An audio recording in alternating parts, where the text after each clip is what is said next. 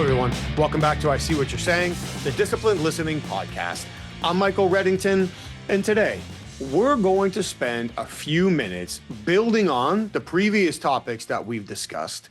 And as we continue to explore how to evolve our ability to listen and maximize our potential as listeners, we're going to shift gears just a little bit and talk about how we can assess the accuracy of our observations. In some scenarios, it's going to be pretty obvious what we're looking at. In some scenarios, it's going to be really muddy, complex what we're looking at, try to understand everything that's happening in front of us. But sometimes, probably many times, it's somewhere in the middle, isn't necessarily clear cut, isn't super complicated. But if we're not elevating our situational awareness, taking in the totality of circumstances, and really interrogating, if you will, our own approach to the conversation, we might be making some incorrect assessments that are sending our conversations down unintentionally unhealthy paths when we don't have to. So the goal for today is to take a look at what are we observing? Are we observing the right things? Are we paying attention to the right elements? Some questions that we can ask ourselves in order to continue to make sure we're on par, and then some things to consider to make sure moving forward we create the right routines for ourselves, especially in our high impact conversations. So to get started, when we think about what we actually observe, when we use the word observe, we're talking about with all of our senses. In most conversations, for most of us, that's going to be specifically our eyes and ears. But reality, observation is a word that encompasses all of the intelligence we can take in any given interaction. Generally, if we inadvertently lead ourselves off track with our observations, is because our observations fell accidentally into one of three categories. Either number one, we observed what we wanted to. Going into the conversation, we had aspirations, things that would feel better, things that would help us move in a positive direction. It's really what we wanted to see or hear, so that's what we get. An easy example could be a manager asks an employee if they're going to get the project done on time. I want you to say yes. So when the employee says, yeah, the manager says, great, and walks away without realizing that there were a handful of potential red flags within that answer. So the first one is we might observe what we wanted to. The second one is we might end up only observing what we choose to. Single factor decisions can be deadly. That's especially true when we look to evaluate the accuracy of our observations. We don't want to focus in on one nonverbal behavior shift. We don't want to focus in on one single word or just one tonal variance. It really is the totality of circumstances. And often, if we're not careful, when we're engaged in high value conversations that might have emotionally charged moments, it's very easy for us to lock in on one element of what we're observing and miss many other important cues. So we might observe what we want to, we might observe what we choose to, and the other is we might end up observing what we expected to. And this is slightly different from what we want to. Want is aspirational. Expectations can be positive, they can also be negative. So a common example could be I'm going into a conversation with somebody, and based on our personal history, I expect them to be defensive, maybe even defiant. So I walk into a conference room, it's winter time, they just came in from outside, it's first thing in the morning, and as they stand in front of me, they cross their arms. And as soon as they cross their arms, I go, I knew it, they're gonna be defensive. When in reality, it's early in the morning in winter, they just walked in, it's cold outside, they're cold. So we miss the important contextual clues that could tell us what's actually going on here because we expected them to be defiant. We saw a behavior that we misinterpret as showing defensiveness or defiant. Therefore, it validates our expectations.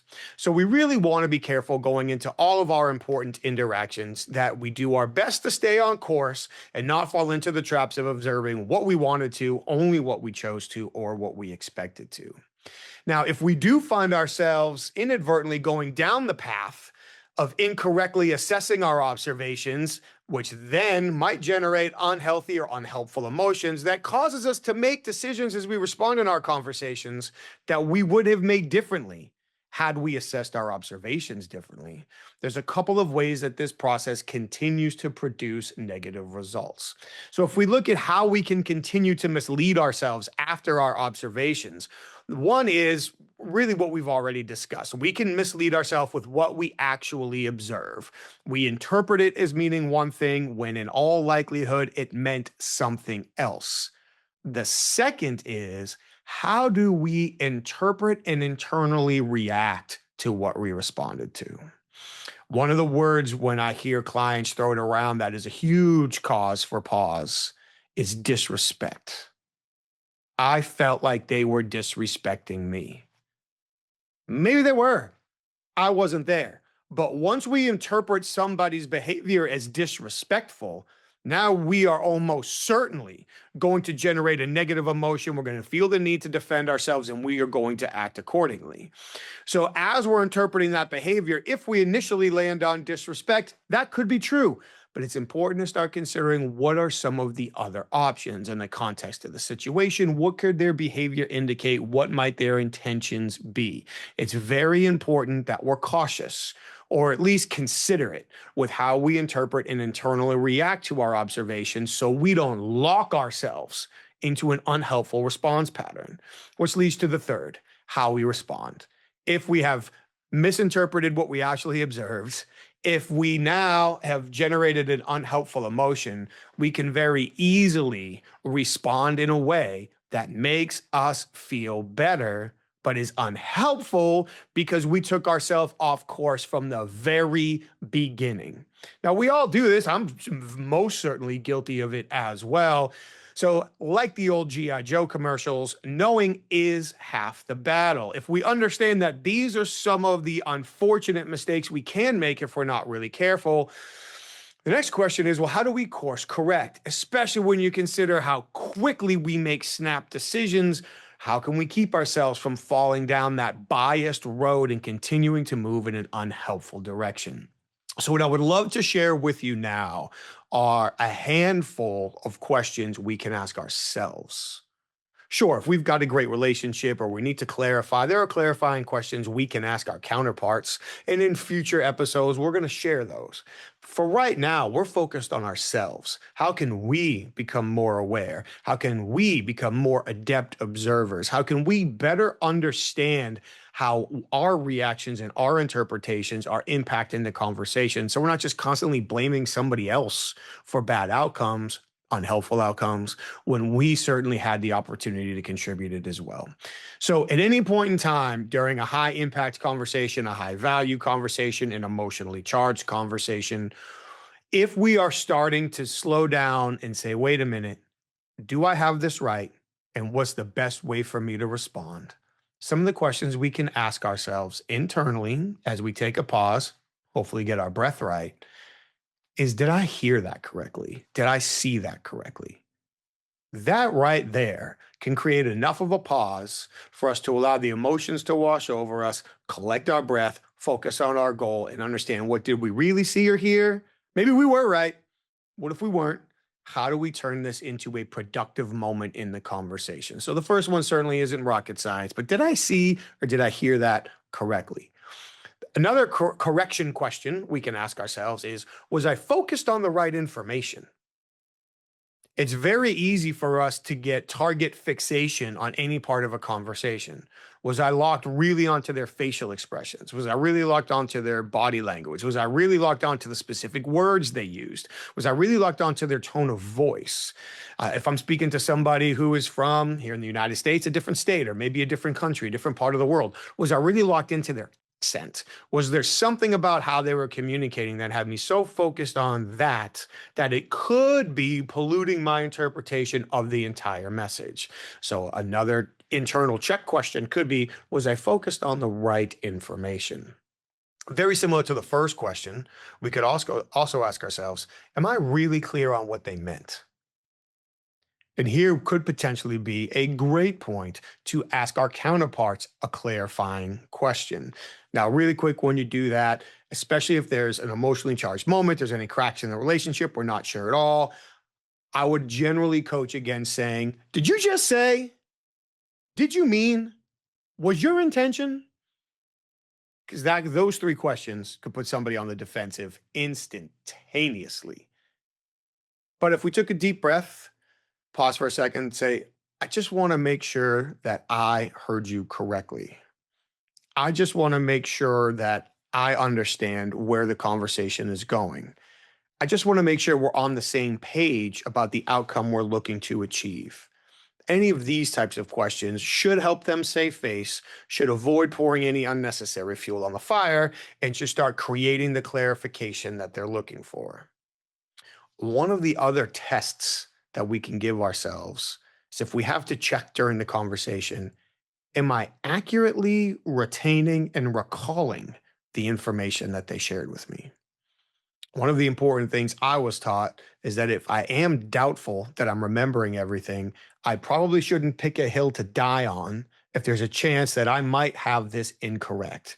So, again, seeking out clarification, asking more questions, extending the conversation in order to make sure that I do have the information correct is going to be very important. In a long conversation, in an emotionally charged conversation, it can be harder to remember, to recall everything that's been presented to us. Taking notes could be a great idea, depending on how it's set up. If that's possible, that can create distractions as well. Probably a conversation for another day, but making sure we're working as hard as we can to determine, am I really remembering this correctly?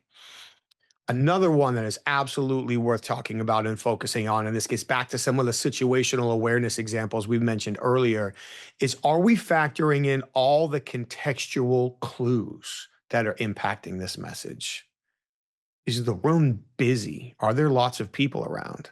Sometimes the room doesn't have to be busy. Sometimes there could be one other person around who maybe our counterpart is embarrassed by or feels the need to perform by or wants to project a certain self image in front of. So, who else is around? What's the actual dynamic of the room? Is it hot? Is it cold? Is it light? Is it dark? Are we forced to stand really close or sit really close together because the room is small? Are we spaced out really far? Is it right before lunch? Is it right before the end of shift? Did I just grab somebody on their way to get their first cup of coffee for the day? Or maybe their after lunch cup of coffee to help get them through the afternoon? If I stop them on their way to get the coffee that they feel like they need, this could drastically impact the quality of the communication I'm having with them right now. We might not always know, but if we have a window, it's important to consider what might be going on in their personal life, what might be going on outside of what we can see that could be impacting how they're communicating with us. So, really taking into consideration as many contextual clues as possible is going to be extremely important in determining the accuracy of our observations. Another one that we will in future episodes spend tons of time on is stopping to ask ourselves, am I impacting their communication? Based on how I'm sitting, based on how I'm standing, based on the look on my face, based on my reactions, based on the words that I choose, based on the types of questions that I'm asking. Am I interrupting them? Is my cadence different? Am I just our position in the room? Am I saying or doing things that is impacting their conversation? The answer undoubtedly is yes, we are. But to what degree now becomes very, very important. One example is, am I asking questions with implied expected answers? There's clearly a right answer to the question. Well, if that's what they're giving me, okay. Am I asking for clarification in a way that appears to them that I just keep repeating the same question? Well, that could create a sense of annoyance or frustration on their part. Understood. So it's very, very important. Am I standing too close? I'm cold. I have my arms crossed. Is the fact that my arms are crossed causing them to feel like I'm defensive when I'm just cold? Well, maybe I need to suck up being cold and uncrossing my arms. All too often, we underestimate or we just don't recognize how our behavior is impacting what somebody else communicates or how they communicate. And we assess it, evaluate it, interpret it as a problem that they have all on their own without recognizing how we are putting them in that situation. We talk a lot about what are our goals? Are my goals impacting my observations? What are my expectations? Are my expectations impacting our observations? My fears, is what I am afraid of impacting my observations? And my motivations. Is my motivation here to be a teacher? Is my motivation here to be a mentor? Is my motivation here to declare my superiority? Is my motivation here to take a stand? Is my motivation here to learn? Often our motivations are going to play a significant impact in how we assess our observation. Because as it has been said a billion times, when we are a hammer, everything looks like a nail. So if our motivation is to assert our superiority, well, we're going to observe for every opportunity to do it. If our motivation is to be a teacher, we're going to observe for every opportunity to do it. It's very, very important that we check our observations against our motivations. And the last one I want to make sure I throw out there is more than likely a post-conversation question. So far, all of these could be during, they could be post-conversation as well. But it's very important that anytime we have the opportunity, we can reflect back and say, now that I'm looking at this conversation through a different lens at a different time, what can I learn from it? How can I improve as a communicator? How can I improve as an observer? Maybe it's how can I improve navigating my emotional shifts? How can I improve recognizing somebody else's emotional shifts? How can I improve aligning my goals and motivations with my audience's goals and motivations? But if we are not constantly looking for opportunities to learn and grow and improve after each conversation, if we're making mistakes, we're going to continue making the exact same mistakes. So that's a very important question to ask in post. So if we take a look at this and say, all right, we're starting to understand some ways that we could mislead ourselves with what we observe, how we interpret it. Happens to all of us, there is no doubt. Well, here are some questions we can ask in order to self-guide, improve, enhance how we observe. But what are some things that would be really helpful for us to understand as we just redevelop our patterns of communication, especially in high impact or emotionally charged moments? I touched on a few of them just a second ago, but I want to go back over just to make sure that we're doing it clear as its own topic. As we look to communicate with others, it is immensely helpful if we are clear going in on what our goals are, not just our short-term goals, but our long-term goals. If we're in sales, a short-term goal would be getting the proposal out. A short-term goal would even be getting the proposal signed and returned. A long-term goal would be, how do I turn this person into an advocate for myself and my business, whether they sign that deal or not? And if that is my long-term goal, that's guiding my behaviors, my communications, my observations, these conversations will have a different feel. As a leader, is my short-term goal to get this person out of my office, which might be valid if we're being honest. Is my long-term goal, how do I invest the time in this conversation to help instill the confidence and problem-solving ability in this employee so they will stop coming to my office and they will own the opportunity to fix these things themselves?